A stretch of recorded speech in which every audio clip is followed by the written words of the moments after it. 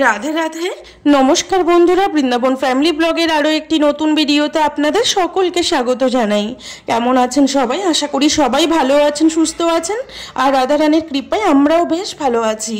তো আজ হচ্ছে শুভ অক্ষয় তৃতীয়া, আর আজ হচ্ছে শুভ চন্দন যাত্রা। তো শুভ অক্ষয় তৃতীয়া উপলক্ষে অনেক অনেক প্রীতি শুভেচ্ছা জানাই আমার সকল ইউটিউবের বন্ধুদেরকে। বড়দেরকে জানাই প্রণাম, আর ছোটদেরকে জানাই আন্তরিক প্রীতি ভালোবাসা। তো আজ বুধবার, আর এখন ঘড়িতে বাজে সকাল 8টার মতো। তো আমার এখনো গোপীনাথের স্নান, শৃঙ্গার, পুজো কিছুই কমপ্লিট হয়নি। তো আজ হচ্ছে আমার গোপীনাথের শুভ চন্দন যাত্রা। তো সেই উপলক্ষে কিন্তু আজকে গোপীনাথকে খুবই স্পেশালভাবে শৃঙ্গার করা হবে। আর এদিকে গোপালের বাবা ও খুব ভোরবেলায় ঘুম থেকে উঠেছে। ভোরবেলা ঘুম থেকে উঠে স্নান সেরে মন্ত্রস্মরণ সব কমপ্লিট করে ও বাজারে চলে গেছে। বাজার থেকে বাজারও করে নিয়ে চলে এসেছে। সকাল 8টার মধ্যে ওর বাজার পুরো কমপ্লিট হয়ে গেছে। তো আজ হচ্ছে শুভ অক্ষয় তৃতীয়া। তো অক্ষয় তৃতীয়া উপলক্ষে কিন্তু সবজি বাজারে, ফুলের বাজারে প্রচুর ভিড়, মিষ্টির দোকানে প্রচুর ভিড় আজকে। যেহেতু আজকে চন্দন যাত্রা, প্রত্যেকটা মন্দিরে মন্দিরে আজকে বৈষ্ণব সেবা আছে, ভান্ডারা আছে, তার জন্য কিন্তু বাজারে প্রচুর ভিড়। তো সকাল সকাল বাজারে না গেলে ফুলমালা সব কিছু শেষ হয়ে যেত।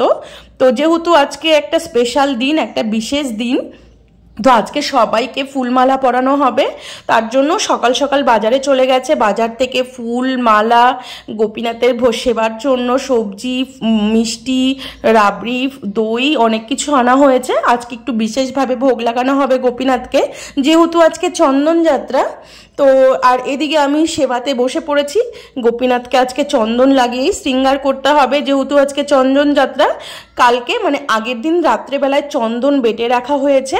তো সেই বেটে রাখা চন্দন দিয়েই কিন্তু গোপীনাথের আজকে শুধু শৃঙ্গার হবে। আজকে গোপীনাথকে কোনো ড্রেস পরানো হবে না। রাধারানীকে চন্দন লাগিয়েও আমি সেই চন্দনের উপর দিয়ে হালকা করে লাগিয়েছি, ড্রেস পরিয়ে দিয়েছি, যেহেতু রাধারানীকে তো আর বিনা ড্রেসে রাখা যাবে না। আর গোপীনাথকে অনলি চন্দন দিয়েই কিন্তু শৃঙ্গার করেছি, দেখতেই পাচ্ছ। তো এই চন্দন দিয়ে গোপীনাথকে বিভিন্নভাবে কিন্তু শৃঙ্গার করা যায়। এই চন্দন দিয়েই গোপীনাথের মুকুট, গোপীনাথের মালা, গোপীনাথের হাতের সব কিছু তৈরি করা যায়। কিন্তু আমি এতটাও মানে পারি না করতে, তার জন্য আমি সিম্পলভাবেই চন্দন লাগিয়েই সেবা করেছি। আর গোপীনাথের জন্য ফুলমালা আনা হয়েছিল, দেখতেই পাচ্ছ এগুলো বেলি ফুলের মালা। গোপালের বাবা সকাল সকাল বাজারে গিয়ে এই বেলি ফুলের মালাই এনেছে। ভীষণ সেন্ট, ভীষণ সুগন্ধিত মালা। এই মালা যখন ঠাকুরকে পরানো হয় না, ঠাকুর ঘর পুরো গন্ধে একদম ভরে যায়, এত অপূর্ব সেন্ট এটা। তো এই সেন্ট ঠালা মালা দিয়েই কিন্তু গোপীনাথকে সবসময় মানে অর্পণ করতে হয়। আর আজকে গোলাপ এনেছে গোপালের বাবা, আজকে গোলাপ দিয়েই পুজো করব। গোলাপের খুব একটা উগ্র সেন্ট নেই ঠিকই, কিন্তু একটা হালকা সেন্ট আছেই। তো আমি একটু চন্দন পাটাতে চন্দন বেটে নিয়ে ফুলের উপরে একটু চন্দন ছিটিয়ে নিচ্ছি। বাজার থেকে ফুল আনার পরে কিন্তু সবসময় এইভাবে চন্দন বেটে চন্দন ছিটিয়ে নিয়েই কিন্তু ফুল দিয়ে পুজো করতে হয়। আর আমরা 12 মাস তো বাজার থেকে ফুল কিনে এনেই পুজো করি, যেহেতু আমাদের বাড়িতে কোনো ফুল গাছ নেই। তো আর এদিকে ফুল রেডি করে নিয়েছি, আর এদিকে তুলসী মানে চন্দন পাটাতে চন্দন বেটে নিয়ে আমি তুলসীগুলো ভালো করে সাজিয়ে নিচ্ছি। তো তুলসীগুলো ভালো করে সাজিয়ে নিলে কি হয়, সেই ভগবানের চরণে তুলসী অর্পণ করতে সুবিধে হয়। তো এদিকে আমি তুলসী অর্পণ করব এখন। আর এদিকে রাধা দিদিকেও বলেছিলাম, নিমন্ত্রণ করেছিলাম আজকে আমাদের বাড়িতেই আজকে প্রসাদ পাওয়ার জন্য। তো দিদিও সকাল সকাল চলে এসেছে দিদির ঠাকুর নিয়ে। তো দিদি যেহেতু মাতাজি, তার জন্য দিদির তো আর রাধা গোবিন্দের বিগ্রহ নেই, শুধু দুটো গিরিরাজজি মহারাজ আছেন। তো দিদি গিরিরাজ যেখানেই যান গিরিরাজ নিয়েই সাথে করে যান। তো গিরিরাজ নিয়েই চলে এসেছে দিদি, দেখতেই পাচ্ছ গোপীনাথের পাশেই রাখা হয়েছে দুজন গিরিরাজ। তো দিদি যেখানেই যান সাথে করে এই গিরিরাজজি নিয়েই যান। তো এদিকে আমার গোপীনাথের শৃঙ্গার হয়ে গেছে, সবাইকে মালা অর্পণ করে দিয়েছি। তো এখন আমি ফুল তুলসী দিয়ে পুজো করছি। পুজো করার পরে তারপরে শৃঙ্গার আরতি করব, তারপরে তুলসী দেবীতে জল দিব, তুলসী গাছে মালা অর্পণ করব। তো দেখো এই চন্দন যাত্রা কিন্তু খুব বিশেষ একটা মানে দিন আজকে। এই চন্দন যাত্রা সবসময় অক্ষয় তৃতীয়াতেই হয়। আর আশা করি তোমরা জানো এই চন্দন যাত্রা কি উপলক্ষে করা হয়। তোমরা নাম শুনেছ মাধবেন্দ্র পুরীপাদ। তো এই মাধবেন্দ্র পুরীপাদ যখন গোবর্ধনে যখন গোপাল পেয়েছিল, মাটি খুঁড়ে সেই মাটির নিচ থেকে গোপাল তুলেছিল। তো সেই গোপালকেই মাধবেন্দ্র পুরীপাদ সেবা করতেন। তো গোপাল হঠাৎ একদিন মাধবেন্দ্র পুরীপাদকে স্বপ্ন দিলেন যে আমার শরীরে অনেক দিন মাটির নিচে থাকার জন্য আমার শরীরে জ্বালা হচ্ছে, তো আমাকে তুমি নীলাচলে গিয়ে সেই নীলাচল থেকে মলয়াস চন্দন এনে চন্দন আমার পুরো শরীরে লাগিয়ে দাও, তবে আমার এই শরীরের জ্বালা এই তাপ দূর হবে। তখন মাধবেন্দ্র পুরীপাদ এই স্বপ্নে আদেশ পেয়ে সেই বৃন্দাবন থেকে, মানে গোবর্ধনেই ছিলেন, গোবর্ধন থেকে সোজা চলে যান রেমুনায়। তো রেমুনায় সেখানে ক্ষীরচোরা গোপীনাথ, সেই গোপীনাথ মাধবেন্দ্র পুরীপাদের জন্য ক্ষীর চুরি করেছিলেন।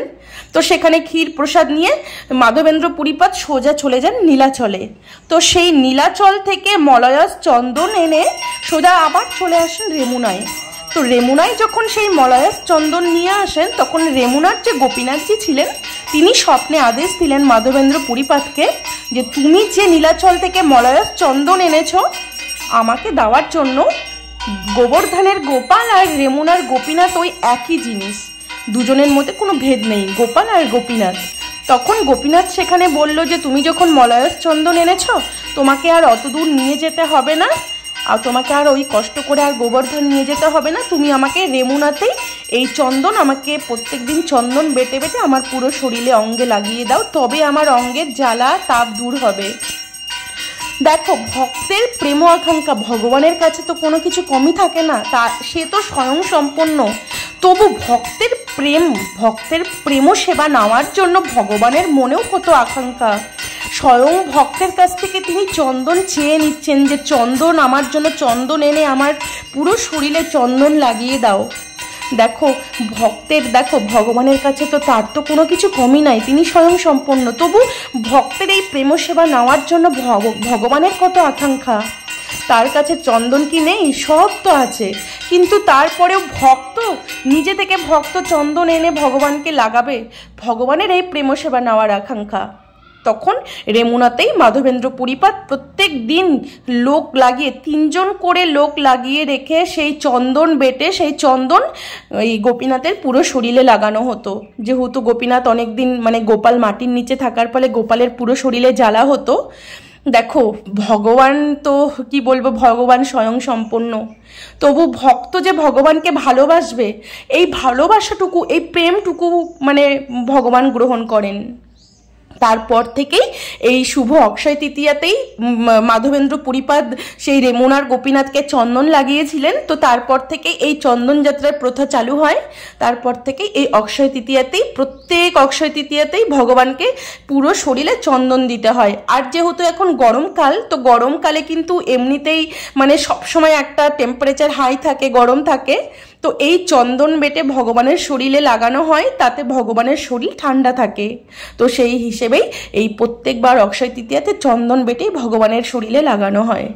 তো সেই চন্দন যাত্রা আজকে, তার জন্য ভক্ত প্রত্যেকটা মন্দিরে মন্দিরে, প্রত্যেকটা ভক্তের গৃহে গৃহে কিন্তু আজকে চন্দন বাটা হবে। চন্দন বেটে সেই চন্দন পুরো শরীরে ভগবানের লাগানো হবে। যাদের ঘরে ছোট গোপাল আছে, গোপালকে চন্দন লাগাতে হবে, আর যাদের ঘরে তো শ্রীকৃষ্ণের বিগ্রহ আছেন তাদেরকে বিগ্রহতেই লাগাতে হবে। কিন্তু এই জিনিসটা আমি বৃন্দাবনে এসে দেখেছি। বাংলায় যখন আমরা ছিলাম তখন এইসব কিছুই জানতাম না। সত্যি কথা বলতে বাংলার এইসব প্রথা চালুই নেই। মানে আমরা বাঙালিরা কত পিছিয়ে পড়ে আছি।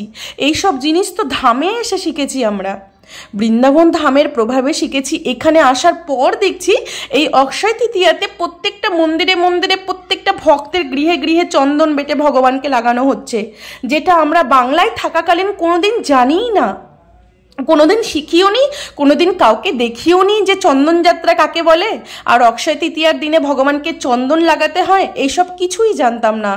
এইসব তো ধামে আসার পর সব শিখেছি রাধারানীর কৃপাতে। তো যাই হোক, তো এদিকে কিন্তু আমার গোপীনাথের সব কিছু ভোগরা কমপ্লিট হয়ে গেছে। আর সকালে গোপীনাথকে বাল্যভোগে দই, চিড়ে, কলা, ছাতু, গুড়, যেহেতু আজকে অক্ষয় তৃতীয়া তো সেই জন্য কিন্তু আজকে ছাতু গুড় ভোগ লাগাতে হয়। তো তার জন্য ছোলার ছাতু, গুড়, দই, চিড়ে, কলা ভোগ লাগানো হয়েছে। আর আজকে কিন্তু আমি মানে গোপীনাথকে একটু বিশেষভাবে ভোগ লাগাবো, তার জন্য কিন্তু অনেক কিছু গোপীনাথের জন্য রান্নাও করে নিয়েছি। তো রান্না টান্না আমার সব কমপ্লিট হয়ে গেছে। আর আজকে গরমটাও ভীষণ পড়েছে জানো, মানে এতটা গরম পড়েছে না, মানে টেম্পারেচার আজকে অনেকটা হাই আছে। তো সুন্দর দিনেই আজকে চন্দন যাত্রা। তো অন্যবার কি হয়, একটু আগেই চন্দন যাত্রা পড়ে যায়, মানে বৈশাখ মাসের একদম প্রথমেই চন্দন যাত্রা শুরু হয়ে যায়। এবার একটু অনেকটা লেট করে হয়েছে, আর গরমটাও ভীষণ পড়েছে আজকে। তো এদিকে রান্নাবাড়ি কমপ্লিট করে আজকে এই শুভ অক্ষয় তৃতীয়ার দিনে আবার আমার একজন সাবস্ক্রাইবার দিদিভাই আছেন, সেই দিদিভাই গোবিন্দগেরার মায়েদের জন্য সেবা পাঠিয়েছেন। তো এবার আমি সকাল সকাল আজকে সেবা পুজোর চাপও ছিল, তার সাথে রান্নাবাড়ি। তো আমি ভাবলাম যে আজকে সেবা পুজো কমপ্লিট করে সকালে ভোগ লাগিয়ে দুপুরে রান্না টান্না সব কমপ্লিট করে আমি গোবিন্দঘেরায় গিয়ে মায়েদেরকে এই সেবাটি করে আসব। তো আজকের এই অক্ষয় তৃতীয়া একটা মহত্বপূর্ণ দিন, আর এই শুভ অক্ষয় তৃতীয়ার দিনে এই যে দান, এই যে সেবাটা, এই সেবাটাও একটা মহত্বপূর্ণ সেবা, এই দানটাও একটা মহত্বপূর্ণ দান। দেখো, বিভিন্ন মানুষ বিভিন্ন সময় দান করে, ঠিকই আছে, দানের সবসময় মহত্ব আছে, কিন্তু দিন হিসেবে মানে আজকে যেহেতু একটা মহত্বপূর্ণ দিন অক্ষয় তৃতীয়া, তো এই অক্ষয় তৃতীয়া দানেরও কিন্তু একটা মহত্বপূর্ণ ফল আছে। তো আমি যেটা শুনেছি শাস্ত্রে, যে এই অক্ষয় তৃতীয়ার দিনে তুমি যতটুকু দান করবে তার ডবল তোমার ঘরে ঢুকবে। আজকের দিনে দানের কিন্তু অনেক মাহাত্ম্য। তো তার জন্য দিদিভাই আজকে দান পাঠিয়েছেন। তো এর আগে গোবিন্দঘেরায় আরও একদিন এসেছি, দেখতেই পেয়েছিলে তোমরা, 300 টাকা করে মায়েদেরকে দক্ষিণা দিয়েছিলাম, যে দিদিভাই তার বিবাহ বার্ষিকী উপলক্ষে দক্ষিণাটি পাঠিয়েছিল মায়েদের জন্য। তো সেই দিদিভাই কিন্তু এবারও সেই দিদিভাই পাঠিয়েছেন এই অক্ষয় তৃতীয়ার দিনে, দিদিভাইয়ের মায়ের তরফ থেকে, দিদিভাইয়ের ছেলের তরফ থেকে আর দিদিভাইয়ের তরফ থেকে। তো সবার তরফ থেকে 303 টাকা করে দক্ষিণা। তো আমি গোবিন্দঘেরায় এসে সব মায়েদেরকে ঘর থেকে ডেকে সবাইকে এক জায়গায় জড়ো করেছি, জড়ো করে সবাইকে 303 টাকা করে দক্ষিণা দিয়েছি।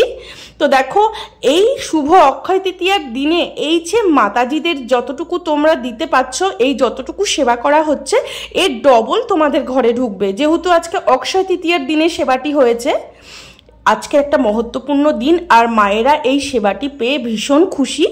আর দিদিভাইকে মায়েরা 2 হাত তুলে আশীর্বাদ করেছেন, 2 হাত তুলে মন খুলে আশীর্বাদ করেছেন। মায়েদের কৃপা আছে দিদিভাইয়ের ওপরে। তো দিদিভাই একটা কথা শিখিয়ে দিয়েছিলেন, যাতে সবসময় ভক্তিপথে রতিপতি থাকে। এই যে ভক্তিপথে যাতে রতি থাকে, মতি থাকে, ভগবানের শ্রী চরণে যাতে ভক্তি থাকে, সেটাই দিদিভাইয়ের থেকে আমি মানে মায়েদের কাছ থেকে চেয়ে নিয়েছি দিদিভাইয়ের জন্য। তো মায়েরা দেখতেই পাচ্ছ ভীষণ খুশি। আমি মায়েদেরকে দণ্ডবোধ করছি, মায়েরা আবার উল্টে আমাকে দণ্ডবোধ করছে।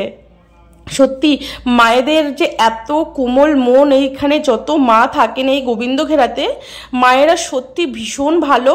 আর এই দিদিভাইয়ের সেবা পেয়ে মায়েরা ভীষণ খুশি।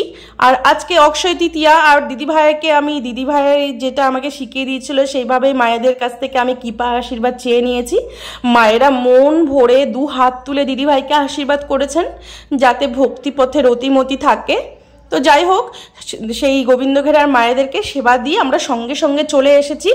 আজকে আর গোবিন্দঘেরাতে লেট করিনি। আর যেহেতু রাধা দিদি আমাদের বাড়িতেই আছেন, তো সেখানে প্রসাদ পাওয়ার আর প্রশ্নই ওঠে না। তো বাড়িতে চলে এসেছি। বাড়িতে এসে দেখছি মায়ের ভোগ লাগানো পুরো কমপ্লিট হয়ে গেছে। আমি বাড়ি থেকে রান্না করেই গেছি।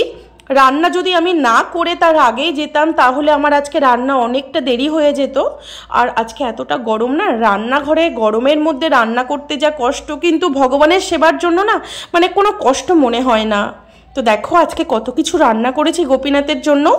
করলা ভাজা, আলু ভাজা, পটল ভাজা, তার সাথে ডাল, মুগের ডাল, তারপরে আলু পটলের পোস্ত, লাউয়ের ঘন্ট, আলু পটল পনির রসা, তার সাথে টক দই, রাবড়ি আর রাজভোগ। যেহেতু আজকে চন্দন যাত্রা, গোপীনাথকে তো একটু বিশেষভাবে ভোগ দিতেই হবে, তার জন্য এত কিছু রান্না করেছি আমি। আর আজকে আমি একটুও লেট করিনি। সকাল সকাল আমার গোপীনাথের আজকে শৃঙ্গারও হয়ে গেছিলো, আর সকাল 10টার আগেই আমার গোপীনাথের ভোগ লাগানো হয়ে গেছিলো সকালে। তারপরে আমি দুপুরে দিদিকে বললাম তুমি সব কিছু রেডি করে দাও। তো রাধা দিদি সব কিছু রেডি করে দিয়েছে। আমি ফটাফট রান্নাটাও কমপ্লিট করে নিয়েছি। আর আমার ভাই বোনকেও নিমন্ত্রণ করেছিলাম, তো ওরাও এসছে আজকে আমাদের বাড়িতেই প্রসাদ পাবে। তো আমাদের বাড়িতে কোনো অকেশন হলে ভাইকে আর বোনকে তো নিমন্ত্রণ করতেই হবে, ওরা আসবেই। ও প্রত্যেকবার যতবার ওদেরকে বলবো, ওরা আমার মন রক্ষার জন্য অবশ্যই আসে। তো ভাইও চলে এসছে, বোনও চলে এসছে, রাধাদিও চলে এসছে। তো এখন আমরা সবাই প্রসাদ পেতে বসে গেছি। তো মাকে বললাম আমি প্রসাদ পেতে বসে যাচ্ছি, আমার প্রচুর খিদে পেয়ে গেছে। তো মা পরিবেশন করছে, মা আর দিদি পরিবেশন করছে। তো আমি আজকে প্রসাদ পেতে বসে গেছি। রান্নাটা যেহেতু আমি করেছি এই জন্য আজকে আমি আর পরিবেশন করিনি। আর গোবিন্দঘাড়ায় গিয়ে অনেকক্ষণ লেটও হয়েছিল আজকে, আর মানে খিদেও পেয়ে গেছে আমার। সকাল সকাল আজকে প্রসাদ পাওয়া হয়েছে, সকালে 9:30টার মধ্যে কিন্তু মানে গোপীনাথের বাল্যভোগ লেগে গেছে। আর এদিকে গোপালও প্রসাদ পেতে বসেছে আমাদের সাথে। আর মানে দুপুর তাও এখন 2টোর মতো বাজে, এত তাড়াতাড়ি রান্না করেও 2টোর মতো বেজে গেছে।